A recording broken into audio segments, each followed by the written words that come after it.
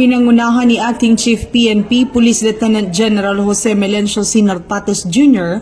ang turnover of office ceremony para sa Directorate for Operations kahapon, ika-10 ng Setyembre sa PNP Multipurpose Center Camp Brigadier General Rafael Ticrame. Sa naturang seremonya, formal na isinagawa ang turnover ng pamumuno mula kay Police Major General Nicolas S. Salvador, outgoing Director for Operations, patungo kay Police Major General Ronnie Francis M. Cariaga, na ngayon ay nagsisilbing Acting Director for Operations.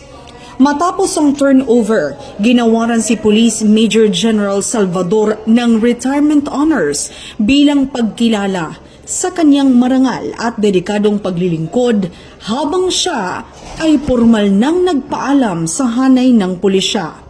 Ang aktibidad ay sumasalamin sa matatag na tradisyon ng PNP sa maayos at marangal na pagpapalitan ng pamumuno at sa mataas na pagpapahalaga sa serbisyo ng mga lider ng organisasyon.